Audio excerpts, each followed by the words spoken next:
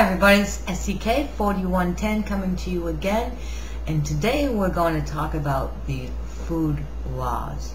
You know, a funny thing, at least I've found, is that people want to give you advice whether they have actually researched the subject at hand or not. Though these same people might have your best intentions at heart, many times what you'll find is they are simply repeating what they have heard. Is this the case with the food laws outlined in the book of Deuteronomy and Leviticus? Should we partake of unclean animals? For example, pork, or as I like to refer to it as swine flesh. Now, many Christians believe that covenant God removed the prohibition in that all animals are now acceptable for food. Is there clear biblical support for adhering to the food laws? And another question I'm hoping to answer today is it extremely important that we adhere to the food laws as we enter into the tribulation? What we're going to do is we're going to search the Old Testament and find out the answers to these questions. Now, if you're a Christian, you might be asking, why should I begin my study regarding how I should eat in the Old Testament? And the answer is that the same reasons the Bereans searched the scriptures to putting to test the teachings of Paul to see whether or not those things were true. The New Testament, friends, is built on the Old Testament, and that's a fact. And we're also going to get into the New Testament as well regarding this. First off, I want to get away from the idea that the food laws represent some type of holier than thou religious sacrifice on our part. And the fact is, friends, that when we go over into the food laws outlined in, again, the book of Leviticus and Deuteronomy, we suffer the consequences of that choice and not his punishment. He doesn't have to punish us. He told us what to eat and what not to eat. And if we don't follow the outline, the consequences play themselves out in all sorts of health issues. However, one thing I do know, friends, is that when we don't follow the food laws outlined in the Old Testament, God is not happy. In fact, he thinks the very idea of eating swine flesh or pork really stinks, literally. And he not only thinks the idea stinks, friend, he thinks that you, yes you, smell funny if you partake of swine flesh, and I am going to prove that to you today. Okay, so let's start off with, when were the food laws established? Most hold to the idea of clean and unclean animals did not come into the picture until Moses, right? Well, wrong. Noah was instructed to take what onto the ark?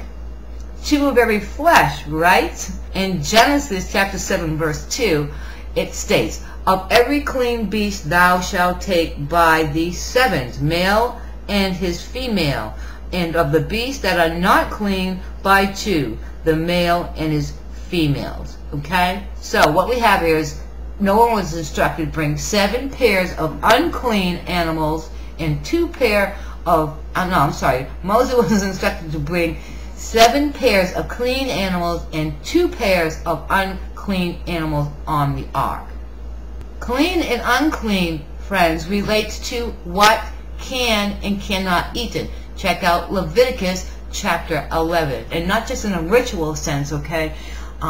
Meaning for the purpose of burnt offerings and sacrifices. Now, obviously, Noah knew the difference between unclean and clean in order to carry out God's instructions.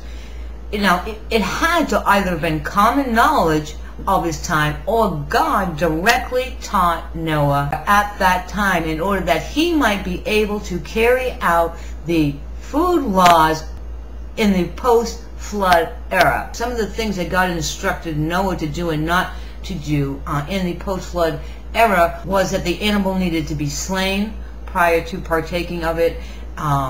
and also not eating the blood. In addition to not eating the blood, in Leviticus 3:17, it states that, and I quote, that this shall be a perpetual statute throughout your generations in all your dwellings. You shall eat neither fat nor blood. And there are very strict prohibitions throughout the Bible, friends, on eating blood of an animal, or eating or drinking blood of an animal. You just don't want to go there, okay? So just say no to blood pudding. All right. Now, both Leviticus chapter 11 and Deuteronomy 14 describes what type of animals, fish, birds, and fowls, insects, etc. are clean and unclean. And for the sake of time, I'm not going to go into this, but there's plenty of information out there if you are interested in looking into this further. And if you have any questions, feel free to message me. All right, so what I'm going to do today is that my main focus is going to be on pork, swine flesh, as they call it. God calls unclean meats, friends, abominable things. And you're about to find out why. Deuteronomy chapter 14, verse 3. Thou shalt not eat any abominable thing, referring to unclean meats here, friends, and for good reason. Let me share with you some pig and pork facts. Pig cannot get rid of the entire quantity of what is called uric acid that is formed within its body. Uric acid, friends, is the main element in urine. Swine can only get rid of 2%, friends, and 98% remains inside the flesh. So, what does that tell us? Yes, that tells us that the flesh of the swine is saturated with the main element of urine. And this, friends, according to my research, this uric acid is why, friends, that those who eat the flesh of swine have a high rate of arthritis due to a high rate of uric acid in their bloodstream. Eliminate pork, friends, and yes, you can cure your arthritis. And I am going to give you my own personal witness regarding this. In December of 2003, I made the decision to never eat pork again because I decided that I wanted to follow the food laws. Now, at this time, get this, I had severe arthritis in both my hands, okay, and in my left hip. And I mean, it was severe. There would be many times that I would wake up in the morning and all of my fingers would be swollen. I mean, even to pick up a fairly light bag of groceries was painful to me. I mean, even just to do this, I could not do this at that time. Even just to move my the slightest movement in any of my fingers would cause severe pain. All right.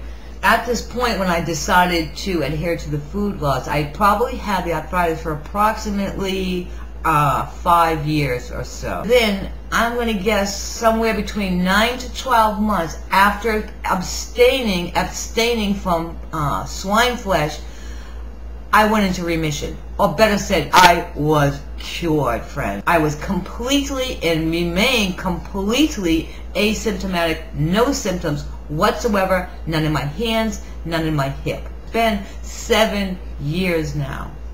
A second witness I'd like to offer you on this is my friend Jeff, also known on YouTube, hi Jeff, as Voodoo Mojo. While he was never diagnosed with a specific illness, he was experiencing numbness in his wrists and in his ankles, okay? Like me with my arthritis, what we see here is what? Another joint issue. He told me, and I quote, "All I know is that my wrists got numb all the time and it started to happen to my ankles as well," which worried me. It was carpal tunnel syndrome, or poor blood circulation / heart health, related or due to plaque building up in my veins. I do not know, but what I do know is when I stopped eating pork, around 6 months later, this was gone, and gone for good. And he goes on to say that was just around 5 years ago, just guessing. The wrist numbness had been slowly developing and getting worse for around 3 years. So this sudden and permanent recovery after abstaining from eating all pork products is the reason. Thank you, Jeff, for allowing me to share this. All right. Pork also carries the flesh-eating disease called MRSA. And according to my research, and this freaked me out as well, is currently killing more Americans than AIDS. What is MRSA? Let's take a look at it. A groundbreaking investigation by the Como4 problem solvers reveals toxic, life-threatening bacteria, MRSA, in some pork you might buy at grocery stores. This drug-resistant bacteria is already responsible for more deaths in this country than AIDS. Using the power of our sister stations across the region, problem solver Tracy Vetter spearheaded our investigation and joins us now with the results. Tracy? Well, Mary, Dan, the thing about the MRSA bacteria that makes it so potentially dangerous is that MRSA can make you sick just by touching it.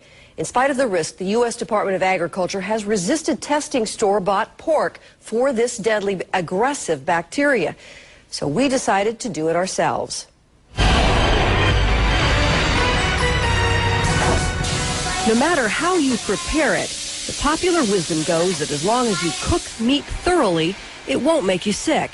But popular wisdom doesn't take into account MRSA, an aggressive, even deadly bacteria. MRSA is a very different kind of bacterium.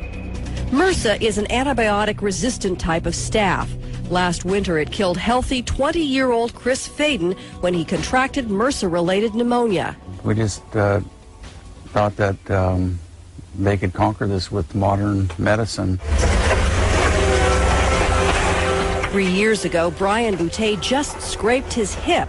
His doctor prescribed antibiotics, but the flesh-eating disease didn't respond. I was running out of time. I was on my last hour. I was dying. Yeah. I was literally dying. 20 surgeries later, doctors saved Boutte's life, but he lost his leg.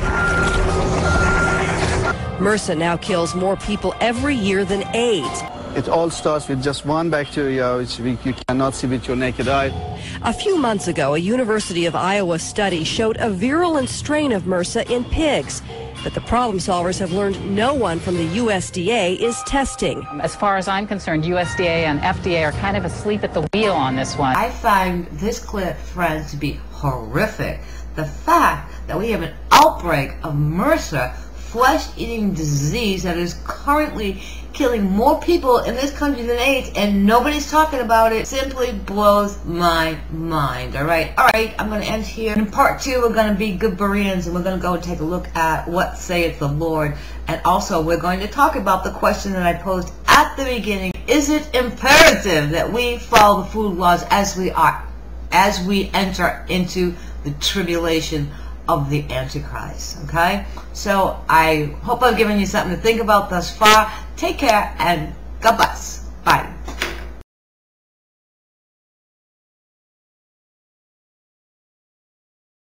Okay. You know what? You know what? This is good. You know why? I don't have to IND it, Lancet. Let's get this some yucky stuff out. Are you okay? No wonder he was hurting. Poor little baby. It was one of the best ones. Don't, you're scaring him, quit. Cool. You're doing great. I'm just going to relax and get it out, okay? I'm not going to hurt you. Can you lay back for me? Lay your head back. Is that going to hurt you, Drew?